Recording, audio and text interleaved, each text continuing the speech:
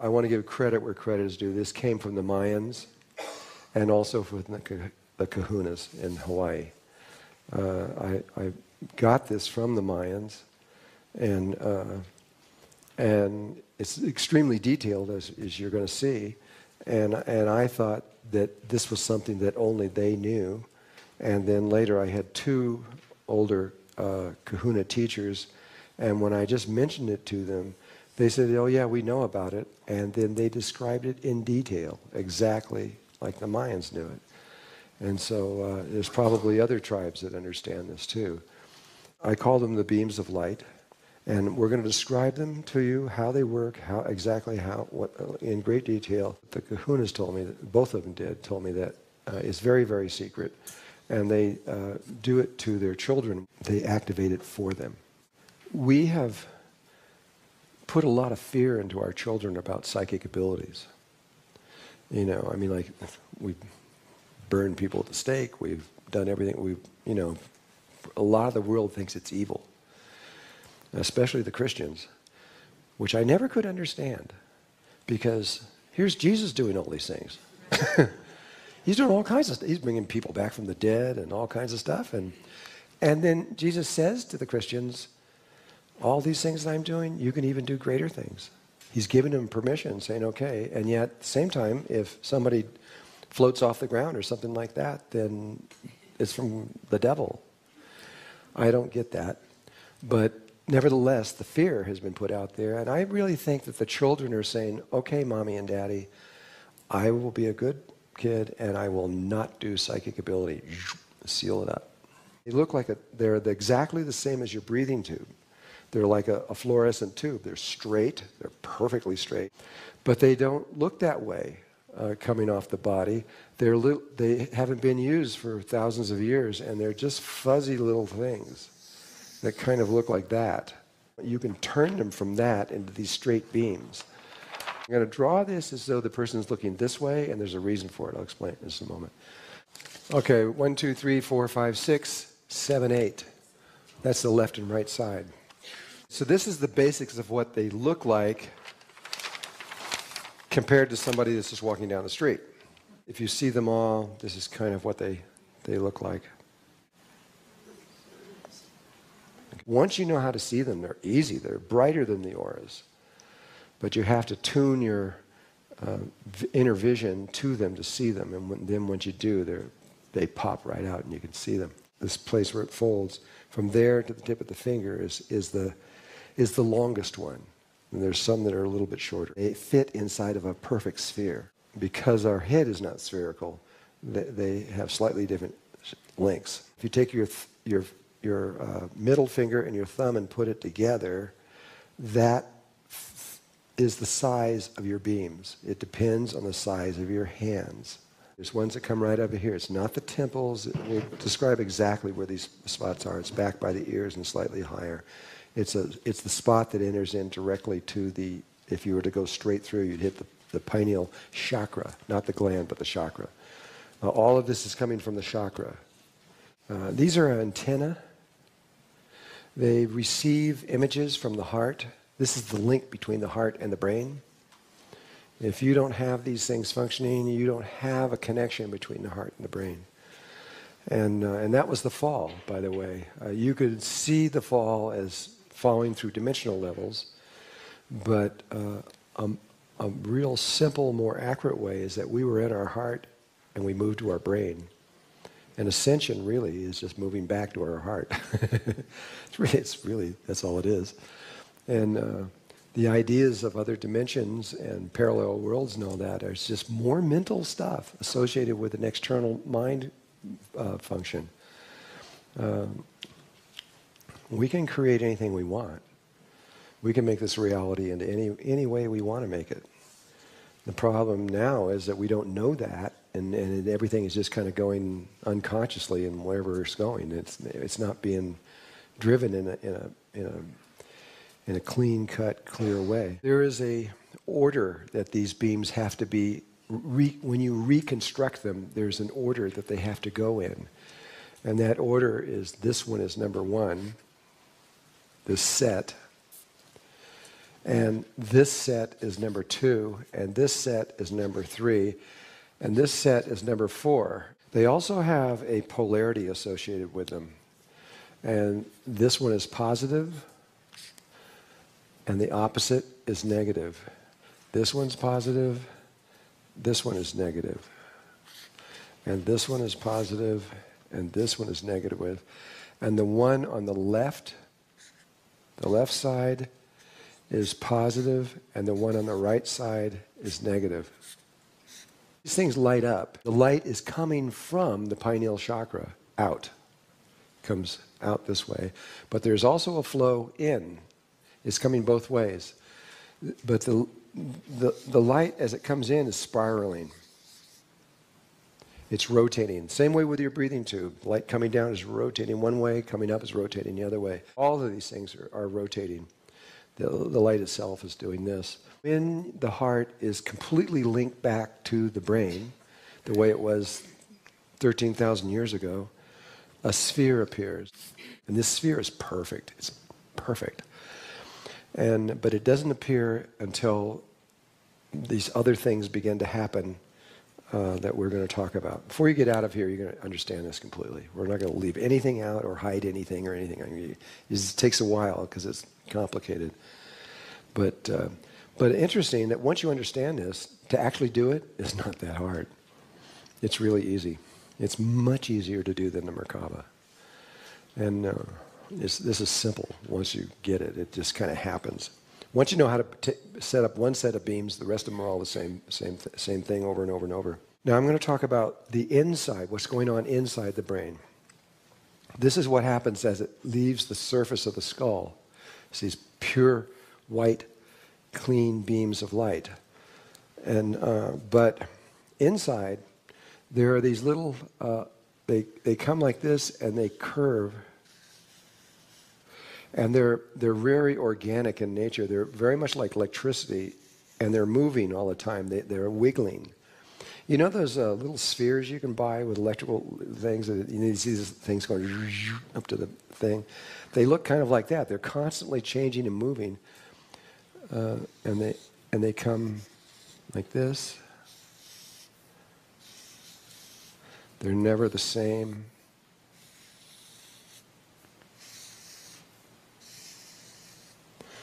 And it's true with the left and right one too. And they're constantly moving all the time.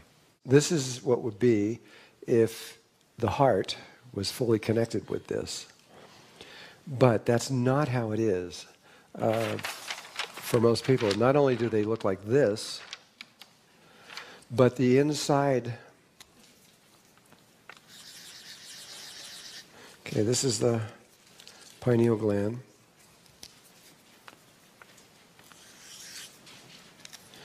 The beams, as they go, oh wait a minute, I got to put the skull in there.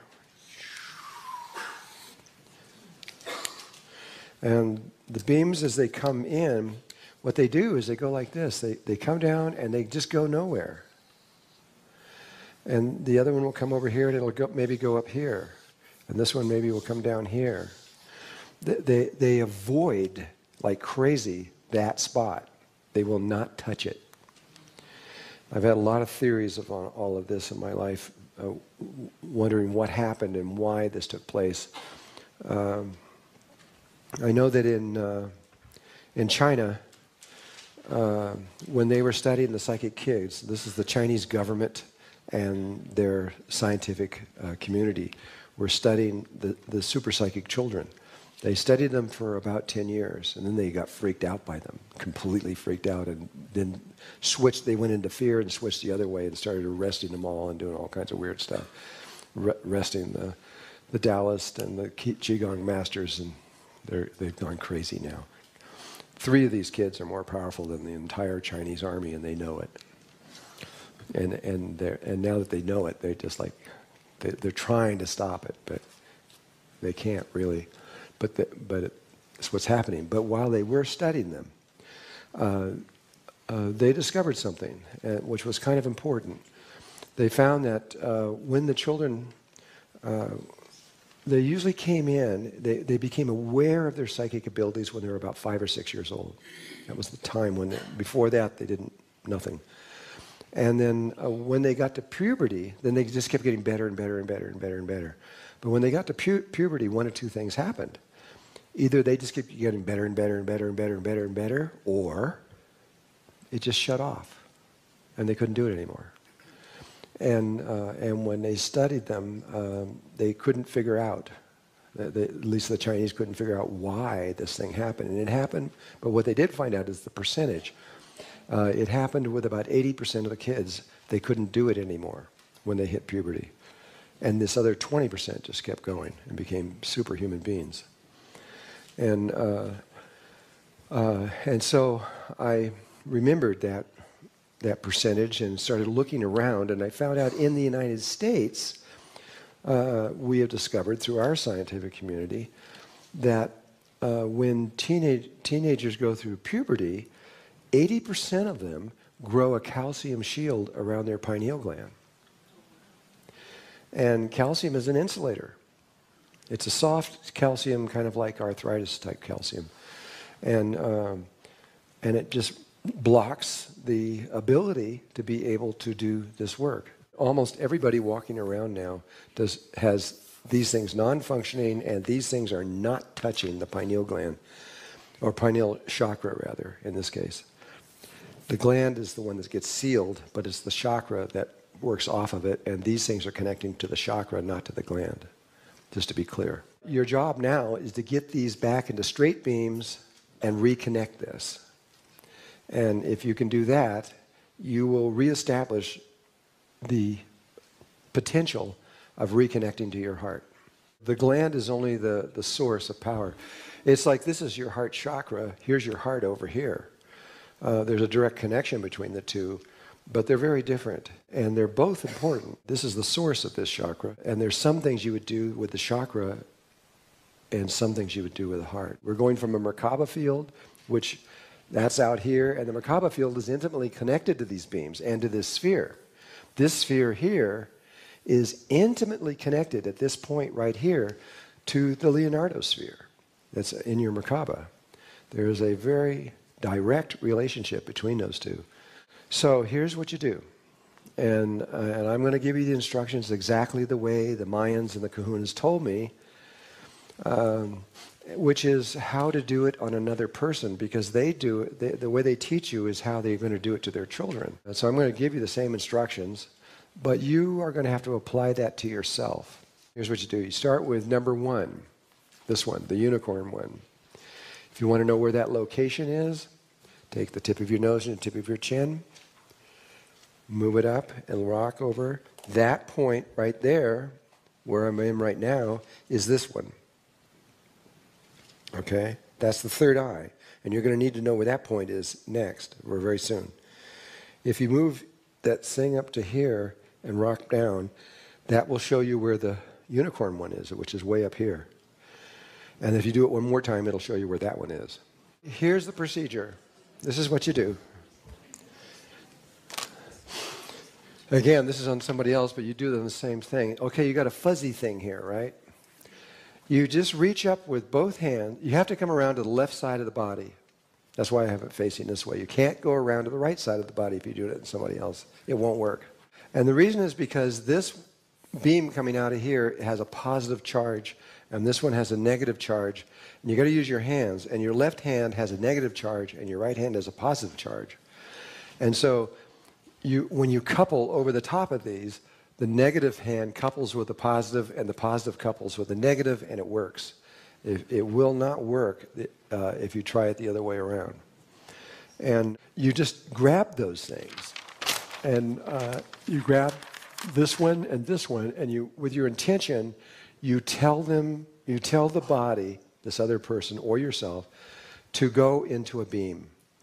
But what happens is, even though you see this big fuzzy thing and you grab it and you tell it to go into a beam, it will, just like that, instantly. But the beam will usually only be about this long. Maybe this one will be an inch and this is a half an inch or something. It'll be really short. When it condenses down into the beam, there's not much there. And that's and you can tell by how long they are how much power the pineal chakra is putting out. And so you're holding them just like handlebars, like you're holding on the handlebars of a motorcycle or something. You're holding them here, and you tell them to go into a beam, and they will be short little things. Well, you can sense or feel which one is stronger and which one is weaker. You go to the weaker of the two, and you tell just that one to put out more energy and get longer. When you're talking to another body, you can use words, the body will hear you, but you can talk inside of your head, the body will hear you just as well, maybe even better. And so you can just tell it to put out more energy, and it will do what you say, but it'll usually go like this, a little tiny bit more, because the body hasn't done this in a long time, and to it's putting out a lot more energy. But you have to say, no, more. You just keep going. And the body sometimes kind of freaks out over this. The person itself is kind of usually going through something sometimes. But all you're going to do, you're not going to pull it all the way out. You're going to just make it as wide as your palm. You just want it to do a lot more energy than what it's been doing. And so you just keep telling it, no, more, until that beam starts to extend out from the palm, and then you can just stop. And when it does, then you switch to the more powerful one, and you tell it to do it. And usually, you might have to tell it 10 times to keep going more, no more. And you get it out to approximately this long in both hands, and then that's all you got to do. Doesn't have to be perfect or super precise or anything else like that. You just get them approximately out about the width of your hands. And then you drop your hands and you put your chakra points directly over those points, right over the top of those points. So if you're doing it on your own hand, your left hand goes on the front and your right hand goes on the back. Now you can do this without your hands when you're doing it to yourself. You can just do it sitting and do all of it without it. You're communicating with your own body. It's very clear. But some people really need to feel, and they need to use their hands. So you put your hands over the top of your chakra, over that chakra, etc. Bam.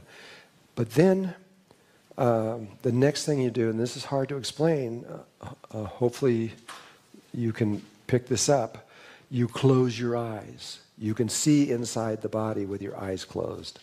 If you open them up, you see the surface or what's around it, but you can't see inside the body. If you close your eyes, and with your intention, you look to see the pineal chakra. If you do, it's usually, for most people, it shows up as red, and some people it shows up as black. For you, it might be turquoise, who knows, but it's majority of people, it's usually red or black. You really do have two different levels of where you can see from.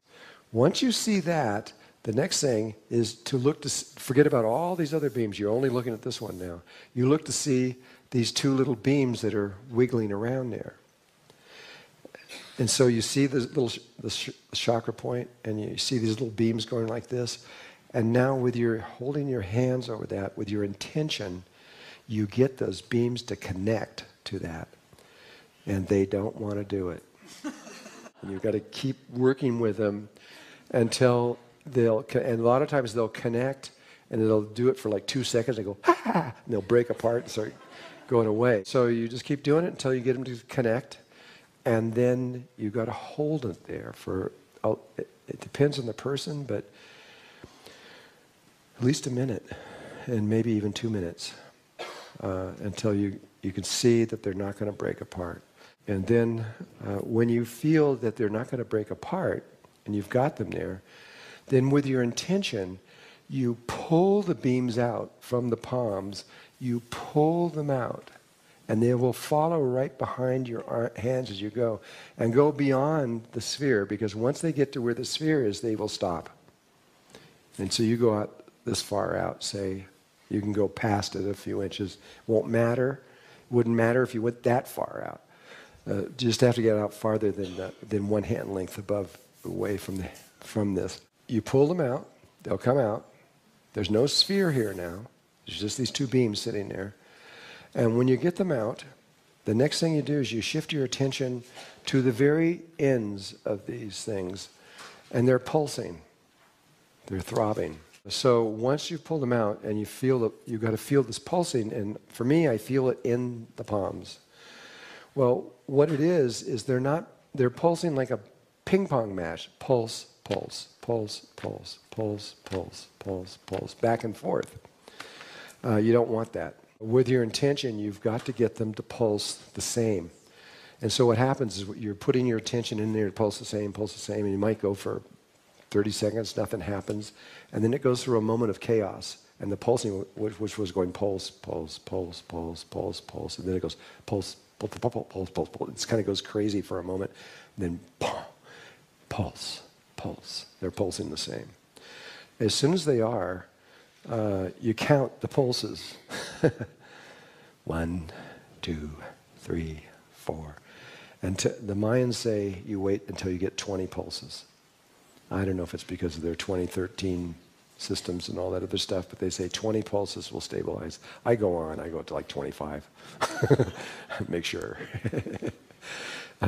But you have to do at least 20 pulses. And when you feel 20 pulses or more on there, you can drop your hands, and this beam will be connected in here, and it'll just stay there.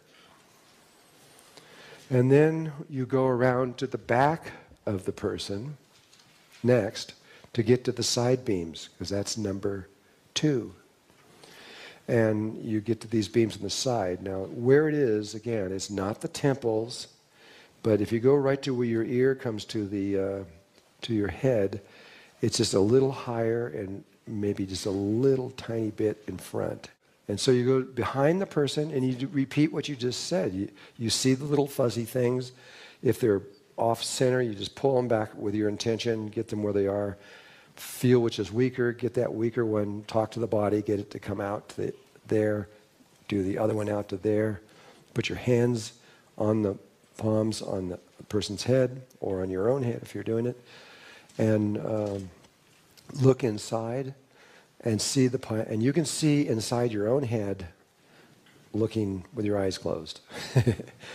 and you'll see the pineal chakra, you'll see the little beams, you've got to get them to connect.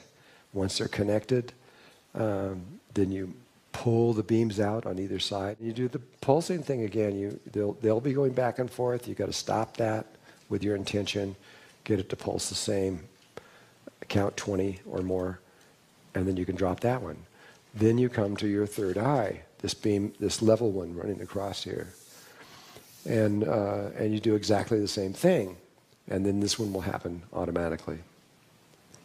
And then you should not have to do this one. If you have to do this one, it's a little awkward in the sense that you have to do it here, but you can only reach this at the perineum.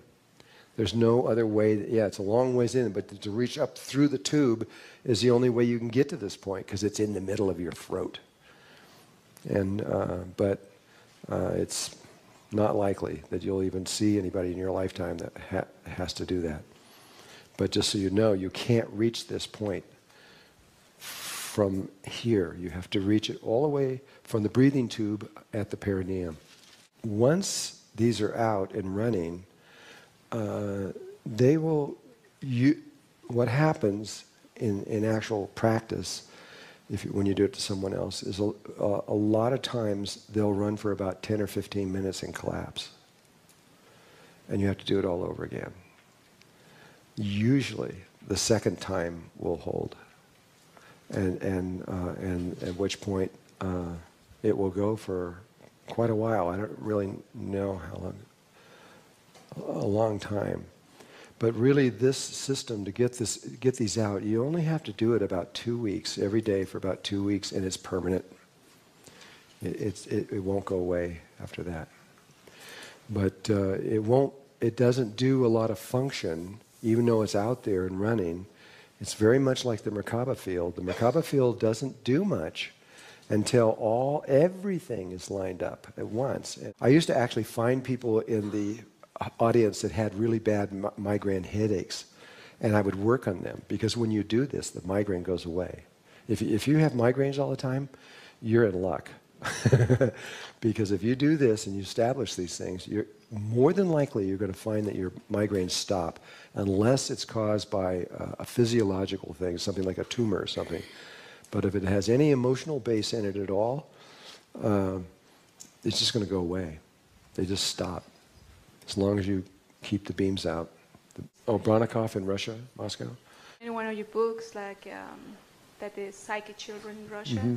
Yeah, I know what he's doing in his work. He takes blind children and teaches them to see. He takes people who are totally blind and teaches them how to read, watch television, and drive cars. And it's hard to believe, but it's true. And I've been involved with people that are totally blind. I mentioned Marianne Shinfield a long time ago. Marianne Shinfield was completely blind. She was in her 50s, and but you would never know she was blind by interacting with her, because she seems totally normal. But she actually has no eyes at all, and she could see. NASA's taken her now. I'll probably never see her again. They didn't believe her. They asked her, "Where are you?" And she said, "Well, I'm actually floating around the solar system most of the time." And I'm sure they internally kind of laughed at her. And then they said, "Well, if you're really floating around the thing, then we want you to go to a certain satellite up there and read the serial number off of it." And she did. And that caught their attention. And so they use her as eyes to go out and see, because she can go to Mars or anywhere and just go right down to something and look at it and tell them what they see. And she's very good. And I've been with her I spent 3 or 4 months with her, and got to do what she got to do, and it was fun. And I learned a lot from her. But more recently, I was with the Navajo, and with one of the shamans there, and I took a group into Antelope Canyon, which is on Navajo land. You have to get their permission, and so he took us there, and he is also a shaman. And we were there with his 2 aunts, I think they were, these 2 women that were a little older than him, and so he led us through the canyon. He gets to the other side. He tells us all these stories and things. He comes in and he sings peyote songs to us. And he takes us outside on the other end, and then there's a natural-looking snake that was not carved that points to the entryway to this place. And he's showing everything, where the snake is and the eyes and all this stuff like that. And all the group is looking. And one of the aunts come over. She's got her arm around me like this. And she leans over and says, "Isn't it amazing?" And I said, "What? What's amazing?" And she says, "Oh, well, our nephew is blind. He can't see anything, but you can't tell." And so I didn't know that about him. It was funny going back after she just told me that, and he's driving the pickup truck. And I'm in the back of his pickup truck. I got a blind guy driving over the road there. Life is weird. But boy, can he see internally. When we do shamanistic work, he is the most visual person I've ever seen inside. He can appear to me better than anybody I've ever seen. But in my conversation with a lot of these psychic kids, they're pulling the energy in through the 4th and 5th lumbar, and they know it. It's coming in at 90 degrees, and it goes straight up the spine. I don't see that anywhere else. So maybe they have some other way of linking the brain to the heart. But once we reach puberty, we have to do this. When you're doing this to someone else, are you physically or internally seeing their chakra? Yeah. Or are they seeing it with the little fuzzies? No, you have to see it. They don't have to see it. Okay, so you have to see it. You're actually doing it for them. But if you're doing it yourself, on yourself, you have to see your own. You have to see this going on inside your own head, and you can do that. Okay. We begin with this beam, number 1. We then go to 2, left and right. Then 3, third eye, and then 4 you don't have to do. And so the procedure is, again, you either can see or sense or feel these things. And it's easier on yourself sometimes than it is others, because you're just going to be reaching up here, right in your own head. And you grab these things If you're not sure, just use your intuition and just do the best you can. This works on most people, even if they don't really know how. It's because of the gland that we're working with. This pineal gland is a pretty interesting thing. It functions through intention more than anything else. So you, beginning with here, you will work on this one as 1, 2, and 3. So it's up high on your head. And you need to find that spot, and you need to find the spot back here to begin with. And you need to know where this left and right one is, just right where your ears come out. It's just a little bit higher and a tiny bit forward. And if you just kind of aim toward the center of your head, you're going to get there. Remember, the pineal chakra is in the center of your breathing tube. So you're really kind of aiming for the center of everything. The pineal gland itself is just a little bit back from there. And then this spot here is just 1. You go up 1, and that's where it is. This is where your third eye is. The pineal gland should be, from what I'm being told, exactly the same size as one of these eyes, and more round, etc. The pineal gland is an eye, literally, Right. scientifically. It is hollow. It has color receptors inside of it. It has a lens on it for receiving light. And that is Jacob Liberman's work with light, the medicine of the future. And he's one of the most advanced people in the eyes and light in the world. Yeah.